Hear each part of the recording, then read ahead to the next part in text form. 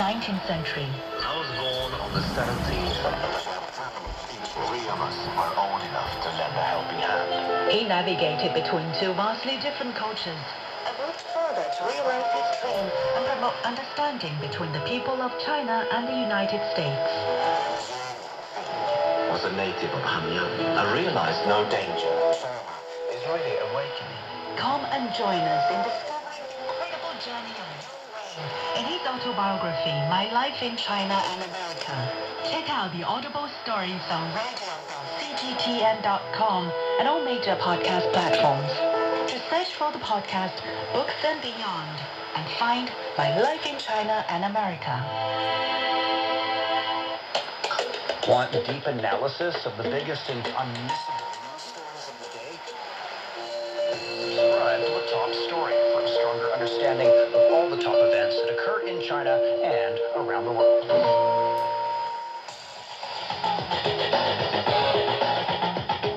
Ever worried that you'll miss out on breaking events? Tune in to Today to get the latest news and analysis on the important stories in China and around the globe. Today, illuminating the news that matters to you.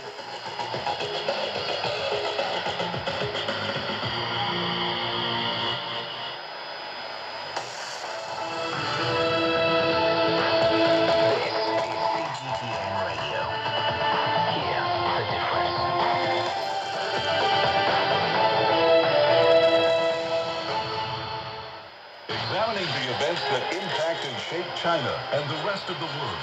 This is the Beijing Hour, 1 hour of news and information brought to you every weekday. Now here's your host. Shane Bigham with you on this Tuesday, September 26, 2023. You're listening to the Beijing Hour, coming to you live from the Chinese capital.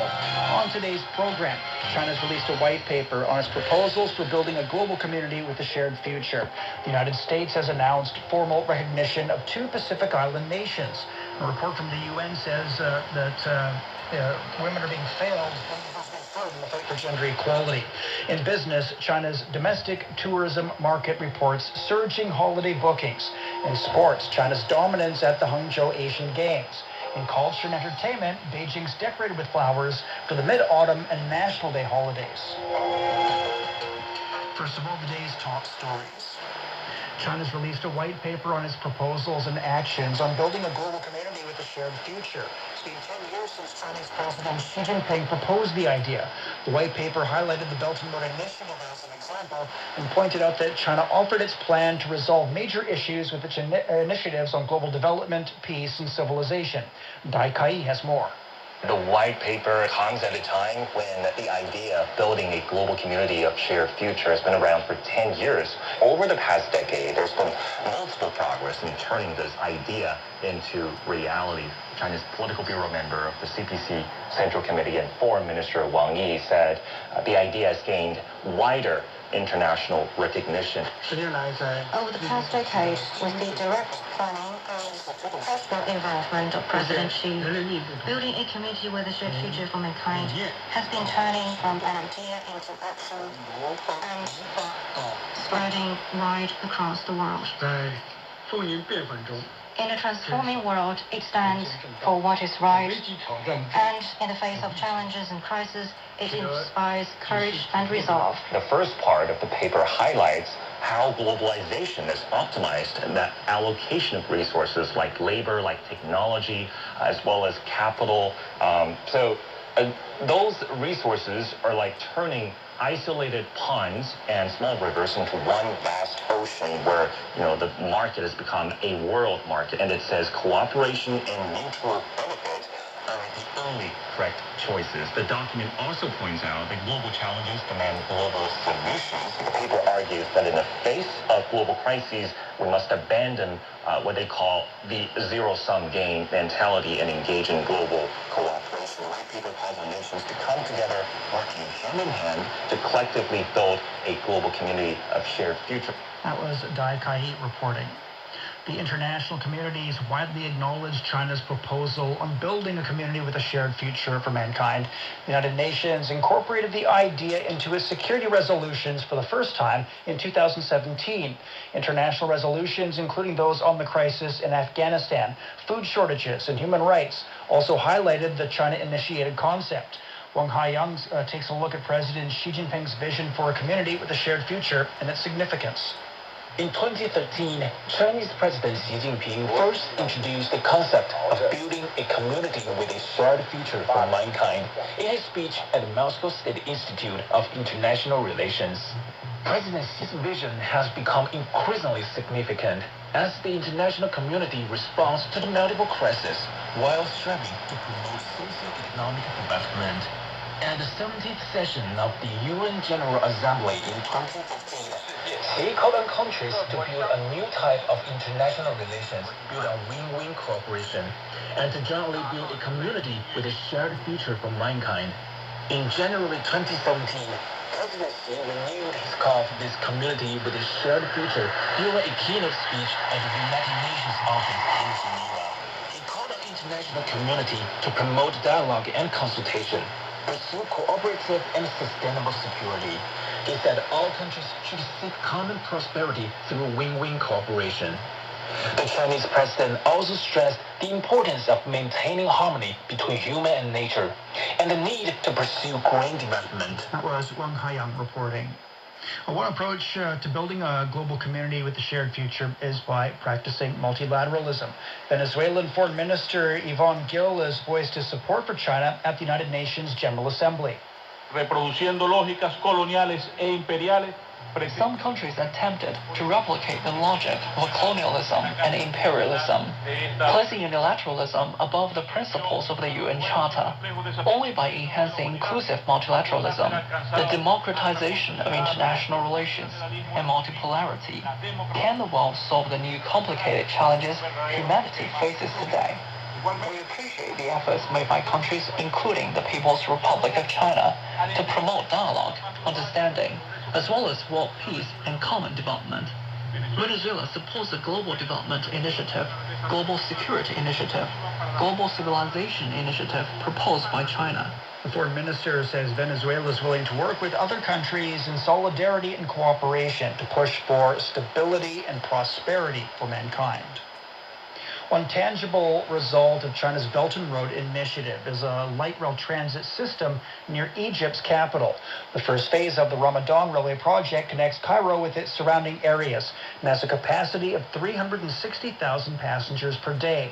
Aaron Leo rode on those trains. In the eastern part of Egypt's capital, Cairo, a new city is emerging. To meet the commuting needs of 5 million residents, a light road transit system built by China has been put into operation. Every day, takes the metro is cheaper than my car. The environment inside the train is really nice and it's very convenient. Han Bao, the project director, has witnessed the entire process. The LRT is capable of operating in Egypt's harsh desert environment with high levels, dust, extreme temperatures, and intense sunlight. It is a technologically advanced, environmentally adaptable, and user-friendly modern electric passenger vehicle. It has been customized to suit the local operating environment, establishing a good reputation for Chinese technology in the Egyptian market. In the afternoon, when we arrived at the station starting from the new city, we happened to hit the peak hours. It has become a part of people's daily lives. Only rush hour, there's the large number of passengers here. After work, they choose the light rail to go back to downtown Cairo. Han explains that the harsh environment with high temperatures and strong sandstorms in Egypt's new capital imposes strict requirements on construction equipment. The LRT is located on the central axis of Egypt's Eastern Economic Corridor and serves as a vital link connecting Cairo city center, the new administrative capital. The total length of the project's line is about 70 kilometers with 12 stations. The maximum operating speed is 120 kilometers per hour. That was a report about a light rail project in Egypt under the Belt and Road. Coming up, U.S. recognition for 2 Pacific Island nations. Dive into news like never before with Deep Dive, a podcast from CGTN Radio. Join our global reporters for captivating stories and thought-provoking conversations. Search Deep Dive on your favorite podcast platform and get ready to dive in. Around 9 minutes past the hour, the United States says it's formally recognizing the Cook Islands and Niue as sovereign and independent states and establishing diplomatic relations with the two Pacific Island nations. This comes as U.S. President Joe Biden hosted more than a dozen leaders at the second U.S. Pacific Island Forum Summit. Our White House correspondent Nathan King reports. Last year, the Biden administration pledged this 18-member group in the Pacific Island Forum with $800 million from everything for Coast Guard support to climate change projects and beyond. And they are going to recognize diplomatically for the first time two island nations, the Cook Islands and the Niue as well island nation. Now, they readily admit the re-engagement with Pacific Islands that they've ignored for decades is largely because China has been interested in these islands and has given lots of diplomatic relations and have economic and diplomatic ties with them. They're basically playing catch-up. Also, though, the U.S. very disappointed that the Solomon Islands Prime Minister did not turn up. Remember, the Solomon Islands have inked a security deal and other deals with Beijing. They are one of the most powerful of the Pacific Island nations and much closer to Beijing than Washington wanted. We are, less than 2 months away from the climate summit, COP28 in Dubai. They've been asking for money for the $100 billion a year for developing countries. None of the money has been forthcoming, and they know they have leverage now as well. They're also going to receive grants for a new internet undersea cable.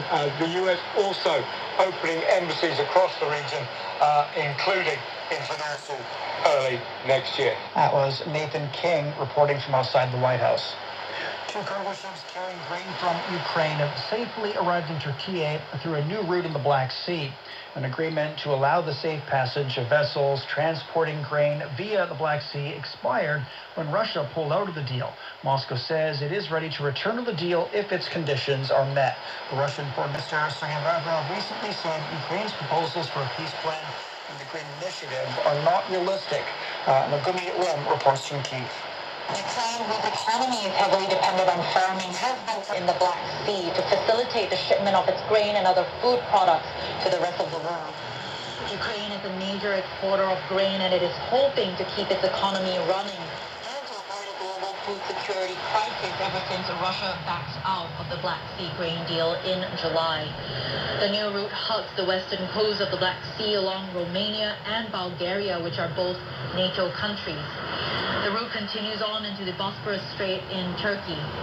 The grain vessels, both sailing under the flag of Palau, safely passed through this route. The Resilient Africa on Tuesday and the Arroyat on Friday. Both ships arrived in Turkey carrying thousands of metric tons of grain for countries in Africa and Asia. That was Megumi Lim on transporting food out of Ukraine after the expiration of the Black Sea grain deal. French Foreign Minister Catherine Colonna has met her Italian counterpart in Paris amid tensions between the two countries over how to handle a wave of migrants landing on the Italian island of Lampedusa. Colonna called for more European cooperation on migration and a crackdown on migrant smugglers and human traffickers. We must be stronger and more determined to fight against the networks of smugglers and fight in a determined, resolute way. It's dreadful, abominable that criminal activities exploit human misery. That's human trafficking. The latest influx is challenging unity within the EU and its member states. Italian Foreign Minister Antonio Tajani called for the migration issue to be addressed at the European level. The United Nations should also intervene. He stressed that Italy is ready to cooperate on the issue, which he said is not a problem of one state. Is a problem that needs to be addressed at the European level, and given the magnitude of the situation of instability that exists on the African continent and in the Middle East, we believe that the United Nations should also intervene. Last week, the Italian government approved new measures to crack down on migration that focused on migrants who don't qualify for asylum and are slated to be repatriated to their home countries. The government extended the amount of time that people can be detained to the EU maximum of 18 months. Well, China says it hopes the European Union will lift restrictions on Chinese high-tech products. This comes as Chinese Vice Premier He Lifeng and EU Trade Commissioner Valdis Dombrovskis co-chaired a high-level economic and trade dialogue between the two sides. The two officials also agreed to maintain communication. Both parties promised to maintain mutual openness and provide a fair and enabling business environment for enterprises from each other. Agreed to resume regular exchanges to discuss macroeconomic issues, reigniting the economic and financial dialogue and macroeconomic dialogue. China's Vice Premier also said the country is ready to advance its comprehensive strategic partnership with the European Union. Yang Chengxi has more. The fact that the China-EU high-level economic and trade dialogue has returned after a 3-year hiatus is seen as a positive development. The two sides have discussed a range of issues, from World Trade Organization reforms to strengthening supply chain cooperation to increasing dialogue on intellectual property rights. The issue of trade barriers was widely expected to be front and center. During his visit to China, European Commissioner for Trade Valdis Dombrovskis expressed the EU's concern over the trade imbalance between the two sides. According to China's Ministry of Commerce, the EU's trade deficit with China in 2022 was nearly $425 billion.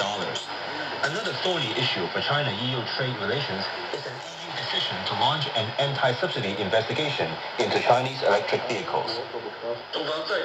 China once again expresses deep concern and strong dissatisfaction regarding EU's initiation of the anti-subsidy investigation against Chinese electric vehicles.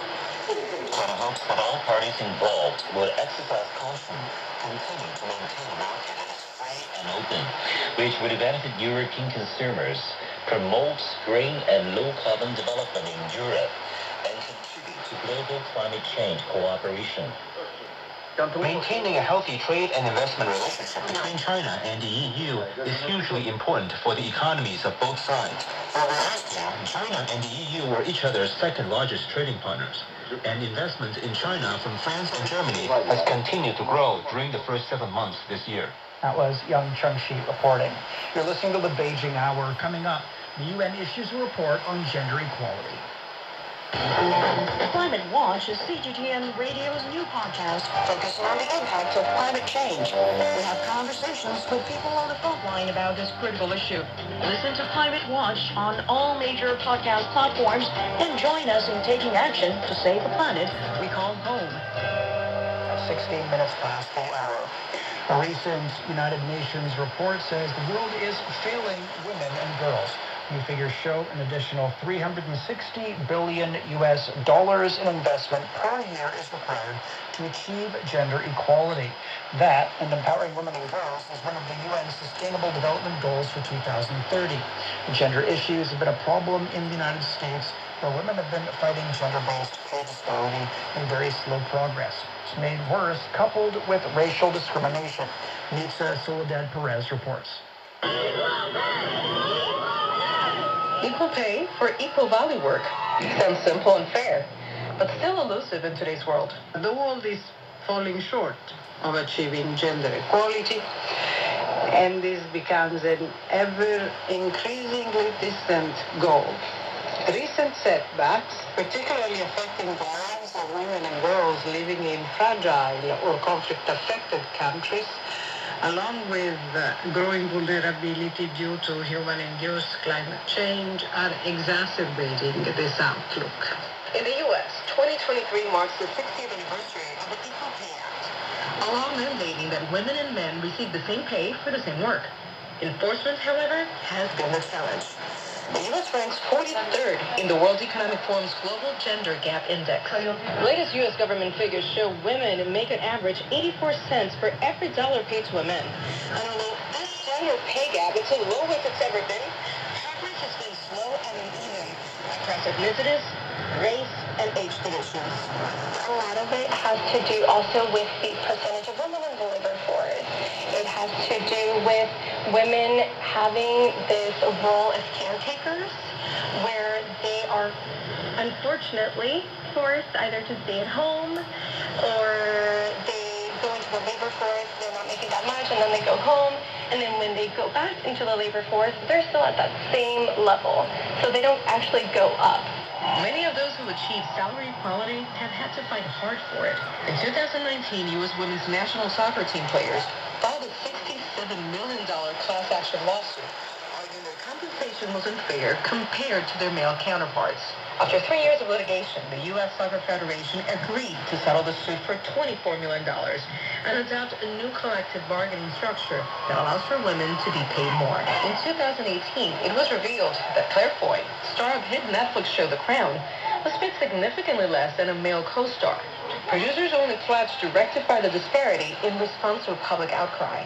Women's groups in the U.S. are asking private companies to exercise pay transparency and for women to more aggressively confront disparities. That goes hand in hand with companies coming forward and saying, this is what we're paying each employee, and having that really clear.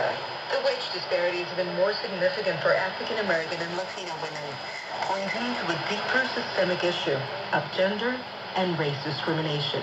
That was Anita Soledad Perez reporting on racial and gender gaps in the United States. Media reports say Japan will begin dumping the second batch of nuclear contaminated water into the Pacific Ocean around the end of the month or early October. If that plan goes ahead, another 7,800 tons of wastewater will enter the global marine ecosystem. An Indian ecologist is warning that the environment will retaliate. Unadi Gupta reports. The group of 20 leaders wrapped up their two-day summit on 10 September 2023, with Prime Minister Fumio Kishida striving to secure the understanding of other countries over his country's release of treated radioactive water from the crippled Fukushima nuclear plant. A controversy when environment is becoming a major concern for world economies to the likes of the Indian economy, which has cordial relations with Japan based on trade and economic and technical cooperation. Unnati Gupta speaks with Dr. Diksha Dave on the ripple effect of Fukushima-based release on India.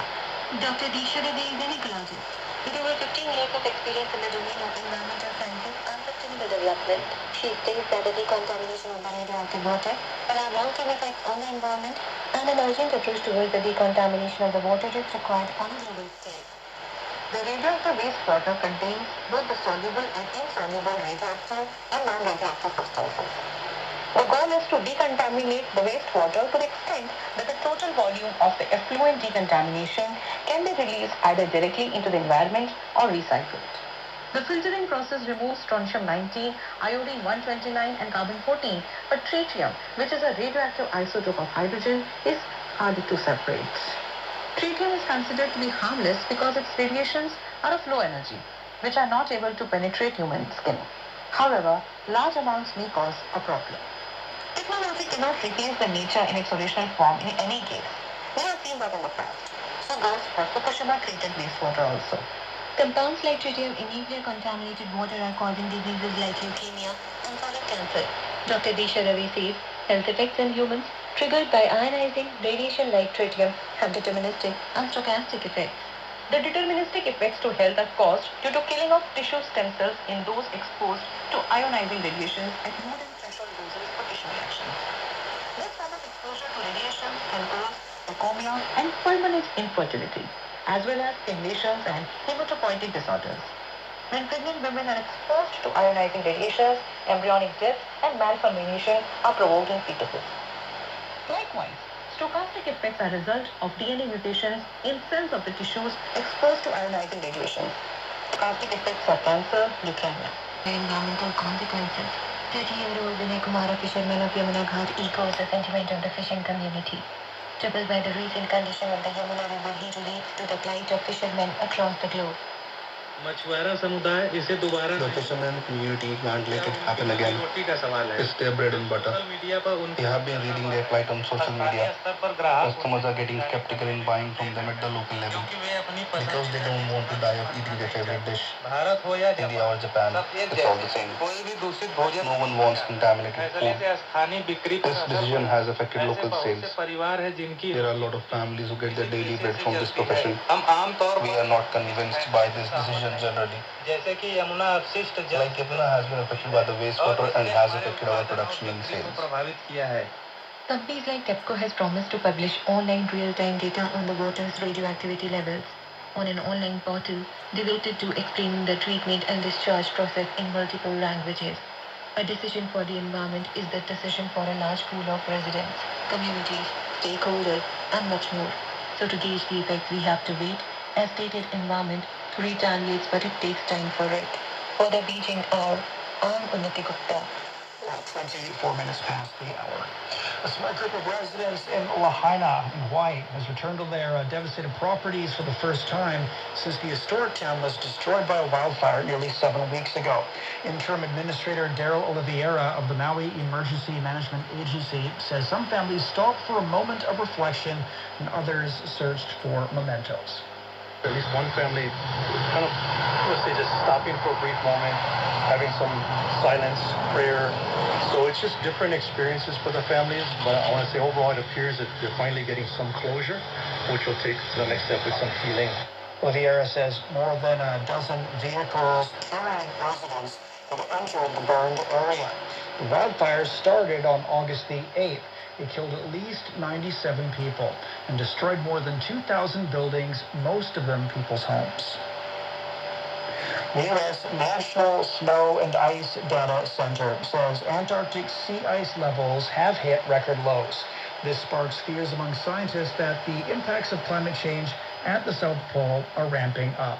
Researchers warn that the shift could have dire consequences for animals like penguins, which breed and rear their young on the sea ice, while also hastening global warming.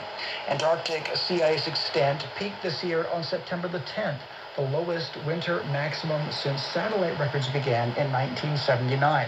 Sea ice researcher Arian Purich at Australia's Monash University says sea ice is an important part of the ecosystem. The ice is far away. It's something we don't see every day, but it affects ecosystems, it affects fisheries, it affects global climate, and it affects our sea level. So it's actually something that's really important in the Earth system, and that we should care about. I guess the key message here is that to protect these frozen parts of the world, they're really important for a whole lot of reasons. We really need to reduce our greenhouse gas emissions. We need to reduce them as much as we can, as fast as we can. So Antarctic sea ice also hit a record low in February, breaking the previous mark that was set in 2022. Hoxton Farms in London is crafting sustainable fats from stem cells to make plant-based foods taste better and attract more people to eat alternatives to meat. The company says cultivated fat is environmentally better, using less land, less energy, and less intensive production methods. Co-founder Ed Steele says a barrier to lab-grown meat has been the high production cost, and companies have been trying to reduce costs by 99%. Initially, the cost of things like cultivated meat and products containing cultivated fat might be higher than a burger or a sausage that you buy in the supermarket. But over time, that will change. And what we make is made in a really efficient way. It has plenty of other benefits, but in terms of cost specifically, we'll manage to reduce the cost down to below the cost of eating traditional meat. U.S. regulators approved the sale of chicken made from animal cells in June, allowing 2 California companies to offer lab-grown meat to the nation's restaurant tables and supermarket shelves. In January, a report on lab-grown meat claimed that the industry is projected to be worth a little under $2 billion by 2035. The Beijing Hour. The Beijing Hour. The Beijing Hour brings you an hour of comprehensive news and information from both China and the rest of the world. A mix of news, sports, in-depth analysis of the day's big stories, as well as the most comprehensive business of the day. The Beijing Hour. Beijing Hour. Your very own window to China and the rest of the world. 28 minutes past the hour. Beijing's at 16 degrees overnight. Tomorrow, sunny with a high of 27. Chongqing's down to 20 this evening, then moderate rainfall and 26. Lhasa dips to 8 degrees, then cloudy and 22. Hong Kong's at 28 tonight. It'll be sunny and 33 tomorrow. Elsewhere, Tokyo's 21 this evening. It's getting a slight rain and 28 on Wednesday. Islamabad's getting clear skies and 18 this evening, then sunny and 33. Bangkok's at 26 overnight. Slight rain and 32 on Wednesday. In Africa, Nairobi's getting a slight rain and 28 degrees. And finally to Oceania, Sydney's at 14 this evening and a slight rain and 22. Auckland's 11 overnight and some rain and 16. Port Vila's getting a slight rain and 27 degrees Celsius. It's time for a short break. So far this hour, China's released a white paper on its proposals for building a global community with a shared future. The United States has announced formal recognition of 2 Pacific Island nations. Reports from the UN says that the world is failing women and girls in the fight for gender equality.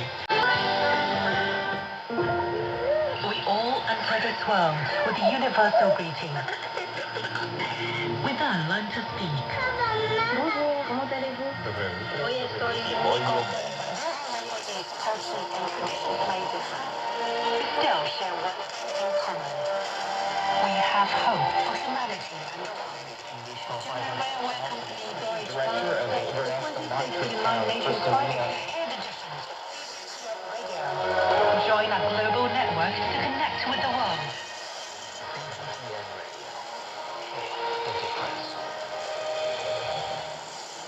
I love you. Or this might be the easiest way to say I love you, since there are so many other romantic expressions. No matter if you are Yuji,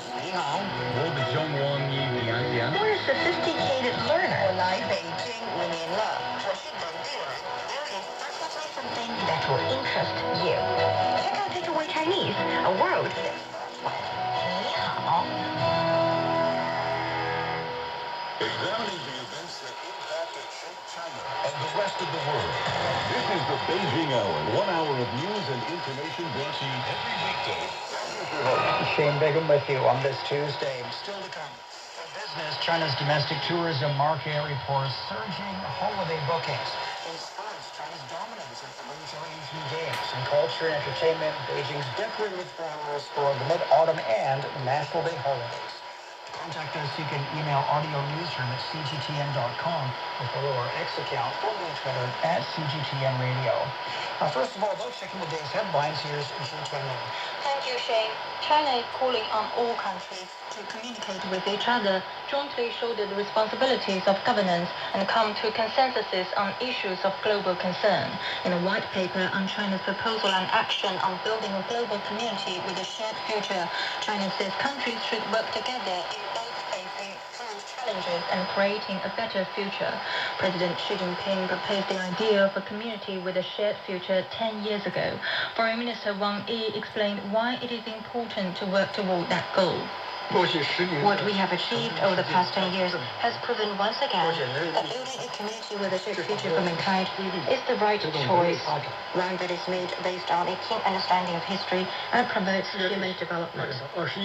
Entering the 21st century, humanity has broken the boundaries of geography, ethnicity, and culture and lives in the same global village. We are increasingly becoming a community with shared interests, shared responsibilities, and a shared future, where our interests and security are intertwined. Officials say China will continue to champion multilateralism and promote the green development of the Belt and Road. Ukraine says U.S. Abrams battle tanks have arrived and will soon be deployed on the front line. Meanwhile, Kiev says special forces killed Russia's commander of the Black Sea Fleet in a missile attack in Sevastopol last week. Russia's defense ministry did not immediately comment on whether Admiral Viktor Sokolov is dead. Canadian opposition parties have called on the Speaker of the House of Commons to resign for inviting a man who fought for a Nazi military unit to attend a speech by the Ukrainian president. Anthony Rafa invited Yaroslav Honka and introduced him as a war hero who fought for the 1st Ukrainian Division. That division was a voluntary unit under the command of Nazis. Canadian Prime Minister Justin Trudeau says the incident is deeply embarrassing. The Speaker has acknowledged his mistake and has apologized. But this is something that is deeply embarrassing to the Parliament of Canada and by extension to all Canadians. I think particularly of Jewish MPs and all members of the Jewish community across the country are commemorating Yom Kippur today. Opposition leader Pierre Poilievre blamed Trudeau and the Liberal government for creating a massive diplomatic embarrassment and shame for not properly vetting Honka. The New Democratic Party House leader Peter Thiel and Bloc Québécois leader Yves-François Blanchet both said Anthony Rota should step down. France's foreign minister says Paris will continue to support ousted Nigerian President Mohamed Bazoum. The announcement came a day after President Emmanuel Macron said France will pull its troops out of Niger by the end of this year. France has also recalled its ambassador. There has been pressure from Niger's junta and anti-French demonstrations since the coup in July. Macron says he still regards Bazoum as Niger's legitimate leader. Egypt is set to hold the presidential election in December. Chairman Walid Hamza of the Egyptian National Election Authority says the vote will be held over 3 days. The election process runs according to the following dates. Outside the Arab Republic of Egypt on Friday, Saturday and Sunday, the 1st, 2nd and 3rd of December 2023. Inside the Arab Republic of Egypt on Sunday, Monday and Tuesday, the 10th, 11th and 12th of December. President Abdel Fattah el-Sisi has yet to announce his candidacy. Analysts consider him highly likely to win and stay in power until 2030. A handful of politicians have announced their bid to run, but none of them poses a serious challenge to el-Sisi. The German transport minister has spoken out against the protective tariffs that could be imposed by the European Union on Chinese electric vehicles. Volker Vincent told local media that market barriers are not necessary and a possible trade war could quickly spread to other sectors and cause massive economic damage. Canadian Sikhs have staged a small protest outside India's diplomatic missions over the death of the Sikh leader on Canadian soil. Hundreds of protesters gathered outside Indian consulates in Toronto, Vancouver and Ottawa. Canada accused the Indian government agents of being behind the murder of Hardeep Singh Nijjar. The Indian government rejected the charge while accusing Canada of providing safe havens to anti-Indian separatists. Both countries have expelled diplomats and India suspended visas for Canadians. India deemed Nijjar a separatist. He was killed by unarmed assailants in British Columbia in June. North Korea says starting from Monday, foreigners can enter the country in accordance with regulations. According to reports, a 48-hour quarantine period will be required. The East Asian country shot of the COVID-19 pandemic back in 2020. Thank you very much. That was Ju Tianlu with Headline News. This is Shane Bigham in the Chinese capital. Coming up in business, China's domestic tourism market reports surging holiday bookings. The Beijing Hour, your window on China and the rest of the world. 37 past the hour now. Stock markets on the Chinese mainland finished lower on Tuesday to the Topaz Mall.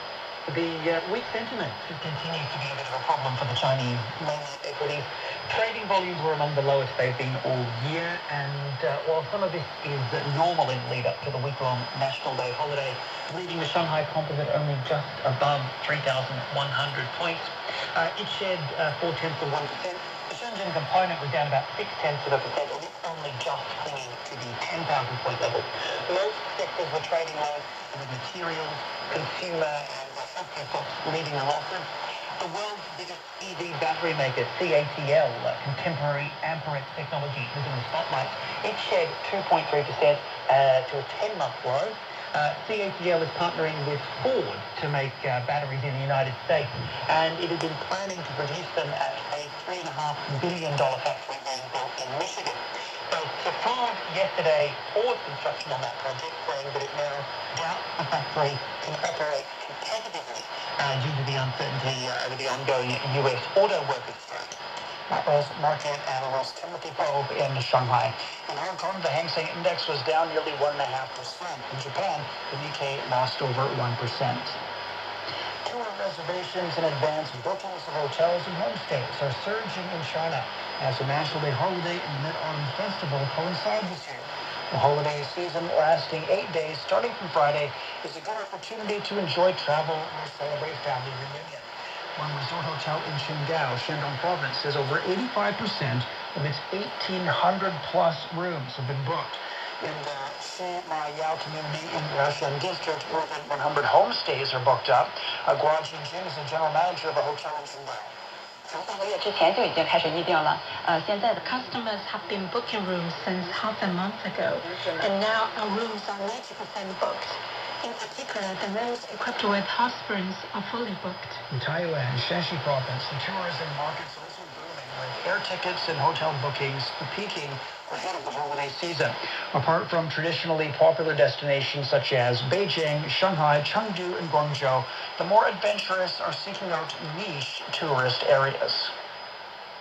Panama-flagged cruise ship Resorts World 1 has arrived in Sanya, Hainan province, becoming the first international luxury liner to stop at the coastal resort city in 3 years.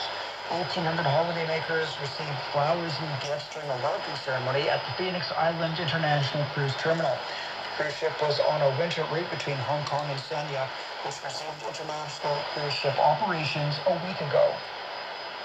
Europe's largest asset managers chosen to strengthen investment in the Chinese market. On Monday says the decision was based on China's bright economic prospects, better valuations, and vigorous private economy. For more discussions on foreign investment in China, Guanxin spoke with Chen Jiahe, Chief Investment Officer of Novum Arcade Technologies. So we heard some mixed signals of foreign investment in China's equities. In your opinion, are Chinese equities still attractive to foreign investors? Well, the field of global investors for China is actually complicated. You know, there are so many global investors, and their thinking about China's market differs. I think I list them 3 categories of them. The first one is the investors who know that China is about to offer a large return, and they don't meet any political disturbance. So they're pretty happy to get started. You can see some investors in this category coming from Middle East, Southeast Asia, etc. TR629, for example, which is a Singapore sovereign fund, has been investing heavily in China and has got a very good return. The second category of investors hold a similar view about the return of China's market, and they're scared. Because of the political pressure, they might not be able to hold their positions long enough. Remember that the U.S. investors were forced to sell from China's telecom companies back in 2020, and they missed a very large gain after that trade. Finally, there are some investors who worry about the future return of China. They think that this large economy that has been growing for over 4 decades will stop right away because of some occult reason, which I have actually nothing to say. Well, several foreign institutions have raised their forecasts for China's economic growth and stock returns for the fourth quarter this year. What's your long-term view? My long-term view about China is based on a very large historical picture. Currently, the per capita GDP of China is around 13,000 USD. And if you look at China's neighbor countries, share similar culture, even similar languages as China, like South Korea, Japan, Singapore, you can see that their per capita GDP lie roughly around above 40,000 USD. So there is no reason to think that China, after over 4 decades of economic miracle, will stop because of some major reason. Compared with its own history, China is now having a much more completed industrial chain, a way better trained and educated labor force, and a better protected environment. So these elements build up the future for China's economic growth. For value investors such as myself, this is a marvelous market to make money. China Manga once said, you have to fish where the fish are. And that was Chen Jiahe, Chief Investment Officer of Novum Arcade Technologies, talking about channels to attract more foreign capital. Millions of U.S. government employees are bracing for their pay to stop at the end of the month as the government shutdown looms. House Republicans are still unable to reach a compromise over a new budget. U.S. media say the shutdown comes at a particularly precarious time for many households already struggling with persistent inflation. Reports say a government shutdown lasting beyond a month, combined with an auto workers' strike and inflation pressure, could weigh down the wider U.S. economy. Chief economist Mark Zandi at Moody's Analytics says if a shutdown were to last to the end of the year, this could be enough to tip the U.S. into a recession. Chinese tech giant Huawei has unveiled a series of new products at a high-profile launch ceremony. The event comes on the heels of the release of its flagship smartphone, the Mate 60 series. One Face spoke with a company executive and a professor for Huawei's latest product release. Huawei shows off its latest product in a packed stadium, and the expectations its battered smartphone business is making a comeback. The company started selling its flagship Mate 60 series last month, with reviews indicating 5G speed thanks to a Chinese chip. Huawei says it's working overtime and urgently producing as many as possible, without giving more details. It's instead focusing on a new ultra-thin tablet and the Harmony operating system. Our Harmony OS 4.0, launched a month ago, has now been downloaded by more than 60 million users across smartphones and tablet devices. There's an outpouring of nationalistic pride, with the audience chanting "far, far ahead" throughout the showcase, referring to Huawei's cutting-edge technologies. Hong Kong movie star Andy Lau endorsed the philosophy of ultimate design, a high-end brand which includes a Mate 60 RX smartphone and watch. No matter where your starting point is and how many detours you have to make, as long as you persevere, you can become extraordinary. Huawei has been at the center of China-US tech rivalry. Observers consider the product launch as symbolic of China's defiance of U.S. restrictions. The Mate 60 smartphone series has been applauded by Chinese fans as a sign that Huawei has overcome U.S. sanctions. 4 years after the company was cut off from essential chip-making technology, there are questions whether Huawei's breakthroughs could trigger an escalation of export concerns. But some experts argue that efforts to contain China's chip development are hurting U.S. businesses too. In the last few years, many small US startups that were part of Huawei's supply chain also suffered. China is the world's largest semiconductor market. Chinese firms like Huawei have been forced to become self-sufficient, and once they succeed, American companies could lose even more market share. The Chinese Telecom giant is shifting its strategic direction to focus on artificial intelligence. Rotating chairwoman Meng Wanzhou says the company is committed to building a computing backbone for China. Well, reporting. Fish farmers in China are transforming large swaths of saline alkali soil into fertile grounds, contributing to local economic growth and ecological conservation. Zhang Jicheng is the head of the Lancow Aquaculture Cooperative in Henan Province. He's confident they'll have a bumper harvest of venomate prawns. Still over 1,000 kilograms per move, and it shouldn't be a problem to harvest around 40,000 kilograms in total. Key to the success of Lancow shrimp farm is a special kind of algae. It took the research team 2 years to find it in its natural environments. And with the saline alkali soil being transformed for aquaculture, the fish farming activity itself is also helping to combat soil salinity. You're listening to the Beijing Hour. Coming up in sports, China's dominance at the Hangzhou Asian Games. Sideline Story brings you all things sports related. The stories, latest events, juiciest stories. Subscribe to Sideline Story Podcast for heated sports discussions covering events that are happening in China and around the world. 47 minutes past the hour now. Turning to sports, and we begin with the Hangzhou Asian Games. Greet Asia in Hangzhou. Embrace the excitement of the game. China continued its dominance, claiming 19 of the 38 gold medals on Monday. 19-year-old Sheng Yihao became the first Chinese athlete to break the world record in the men's 10-meter air rifle individual final. Chinese swimmers continued to dominate the pool, winning 4 of the 7 events. Yu Ting set a new Asian Games record in the women's 200-meter individual medley, while Qin Haiyang broke the record in the men's 100-meter breaststroke final. And Qin says he's happy with the result. Well, being able to plug this time and achieve this result is not a surprise to me, to be honest. I think my overall performance was pretty good. In the women's artistic gymnastics, China delivered a brilliant performance to retain its 13th consecutive team title. In the skateboarding events, 15-year-old Chen Ye pocketed the men's park title to become China's youngest gold medalist at the Asian Games. Wang Haiyang has more on the events. Chen emerged as the winner of an exhilarating battle with a score of 84 points for 1 point, narrowly beating Japan's Euro Nagahara by 0.41 points. Reigning champion Kensuke Sasaoka, also from Japan, had to settle for bronze after falling in his earlier rounds. Chen's final winning the gold medal is beyond his expectations. I was lucky to win, and though I failed in the first round, I was still happy on the whole. In the women's park event, 15-year-old Japanese Hinano Kusaki earned the highest score of 88.87 points to secure the gold. The silver medal went to 20-year-old Chinese Li Yujun, while the bronze was claimed by another Chinese Wang Dasu.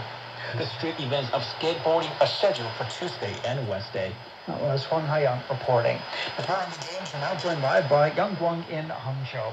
Good evening. And first up, one of the highlights on Tuesday was that Team China took the first table tennis gold medal on offer in Hangzhou. So please tell us more about the action. Good evening, Shane. Team China won women's team event title after beating Japan 3-0. But it was not a straightforward win as scoreline showcased. The match became intense from the very beginning. The two teams are actually very familiar with each other, so there were not many secrets between the two sides. It looked as Japan attempted to speed up the pace throughout the whole final. They placed the Hina Hayata for the first match. She's known for a very aggressive style. Obviously, Japan tried to heat up the competition from the very Chinese paddlers, well sustained by Japan. As I said, the two teams know each other very well. I think the Chinese players were prepared to face the aggressiveness early on. Sun Yinsha kept playing patiently and calmly and stayed to her rhythm and won the first match. Second match, a roller coaster run for Chen Meng, but she managed to come back from behind win. And finally won Man Yu. She didn't rush into anything, especially for some key points, and she nailed it. She was more adapted to the Japanese players' pace as the match progressed. So, yeah, in terms of strategies and tactics, it was an exciting battle. But in the end, I think the Chinese players still outperformed based on their overall strength. Well, there were some mixed results from China's star tennis players. So what are the major talking points there? Well, the biggest talking point of the whole match day in tennis was definitely Chinese star player Wu Yibing's shock exit from men's singles. He was knocked out by Hong Kong player Wang Chaklan in the second round after a tough three-set battle. What made his loss bizarre is that he missed 5 match points in the third set tiebreak and lost the 7 straight points to giveaway match. Considering that Wu Yibing is the Hangzhou native, the elimination was kind of even more disappointing, especially for those watching at center court supporting him. It was quite a frustrating result, but it came not totally unexpected, even though he's one of the top-ranked players in men's singles in Hangzhou. Wu Yibing kind of also struggled in the first set of Monday's opening round action as well. He seemed a little rusty and worn out, but they still had the men's doubles action going on at Hangzhou Asian Games, so hopefully he can recollect form from there. Wu's teammate Zhang Zhizhen didn't meet much resistance in a straight set win against an Indonesian player to reach the quarterfinals. Zhu Lin also clinched the straight set win to progress to the women's last 8. Back to you, Shane. Thank you very much. That was Yang Guang reporting live in Hangzhou. Well, final note in sports, 8-time Grammy winner Usher will headline the Super Bowl halftime show at Allegiant Stadium in Nevada. It'll be the musician's second appearance at the Super Bowl. Some of the superstars who've headlined the bowl in the past include Beyonce, Madonna, and Michael Jackson. Coming up in culture and entertainment, Beijing is decorated with flowers for the Mid-Autumn and National Day holidays. The Beijing Hour.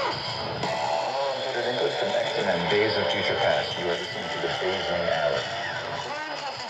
You're listening to the Beijing Hour. Hi everyone, I'm Long Long. Welcome to the Beijing Hour. Where we know China and the world. 53 minutes past the hour. Turning to culture and entertainment, many parks in Beijing have rolled out various chrysanthemum flower shows to welcome the Mid-Autumn Festival and the National Day. This year, the two festivals combine for an 8-day holiday season, which extends from September 29th to October the 6th. Over 58,000 plants of colorful chrysanthemums are blooming in Taorenting Park. Deputy Director Song Yu says it's a tradition for Chinese people to enjoy chrysanthemum blossoms in the autumn.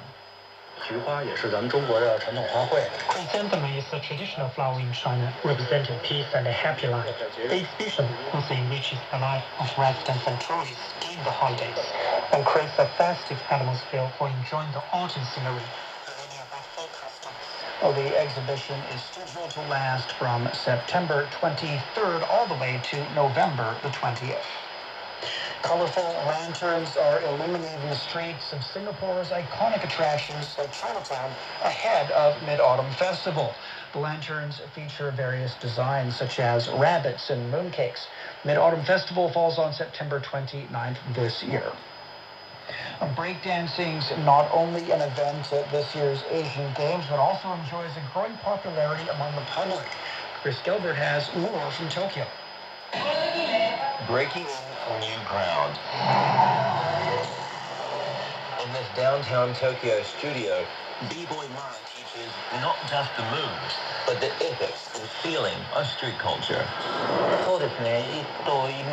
Breaking has become more and more popular across the world from the street labs of the studio. Its popularity is only rising, and I believe it will continue to grow into the future. The sport has been built from the ground up. Its roots are in street culture, and outside the studio, that's where it can still be found. Here at Mizunokaji Station, Japan's breakdancing mecca. This is the spot where it all began. In the 1990s, pioneering breakers got permission from the train station to use this space to practice, to make breaking seen and understood by the public. It was a wild success, and in fact, breaking is now part of the city's urban policy. 30 years later, budding b-boys are still using the station's floor-to-ceiling windows to perfect their style.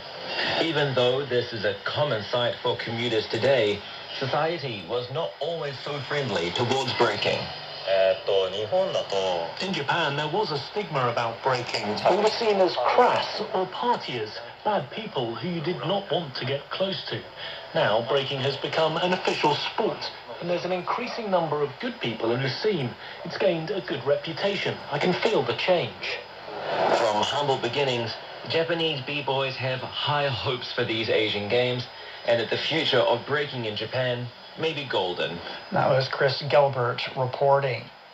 The 10th Silk Road International Film Festival has attracted nearly 500 films from over 80 countries and regions to compete for awards. There are 9 main events on the festival's agenda, including forums, an exhibition session, and the Golden Silk Road Awards selection. Over 200 film screenings are scheduled in Fujian and Xi'an. The location of the film festival alternates between Xi'an and Fuzhou to promote film industry exchanges among Belt and Road partner countries. With a history of 5,000 years, it's no surprise that China has created a fabulous treasury of folk tales. Once a year, on the 7th day of the 7th month, all the magpies fly up to heaven and form a bridge.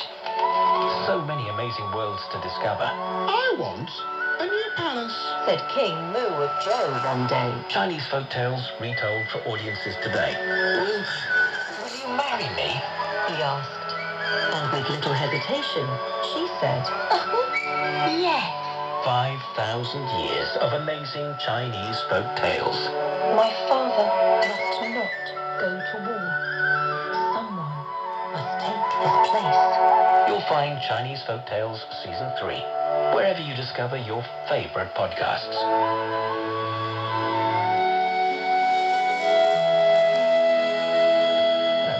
7 minutes past the hour. Checking the forecast before we head out for the day in Beijing is at 16 degrees overnight. Tomorrow will be sunny with a high of 27. Chongqing's 20 this evening. Moderate rainfall and 26 degrees on Wednesday. Glasses down to 8 degrees, then cloudy and 22. Hong Kong's at 28 this evening. It'll be sunny and 33 tomorrow. Elsewhere, Tokyo's at 21 degrees overnight. Slight rain and 28 on Wednesday. Islamabad will be clear and 18 this evening, then sunny and 33. Bangkok's down to 26 degrees. Then a slight rainfall and 32 on Wednesday. Turning to Africa, Nairobi's getting a slight rain and 28 degrees Celsius. And finally to Oceania, Sydney's at 14 this evening. A slight rain tomorrow with a high of 22 degrees. Auckland's down to 11 degrees and then a slight rainfall and 16. Port Vila will get a slight rain and 27 degrees Celsius. That's it for this edition of the Beijing Hour. Making news today, China's released a white paper on its proposals for building a global community with a shared future. The United States has announced formal recognition of 2 Pacific Island nations. And a report from the UN says the world is failing women and girls in the fight for gender equality. On behalf of the staff, this is Shane Bigham in the Chinese capital, hoping you'll join us for the next edition of the Beijing Hour and open a window to the world together.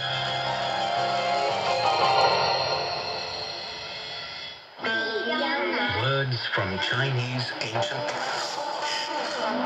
Captivating notes in Chinese traditional music. A Chinese musician named Liu Wenchang was visiting the West. A symphony of culture and history that will touch your heart and stir your soul.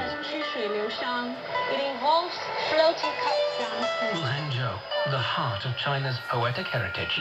Now a city of sportsmanship and unity. Leave you inspired and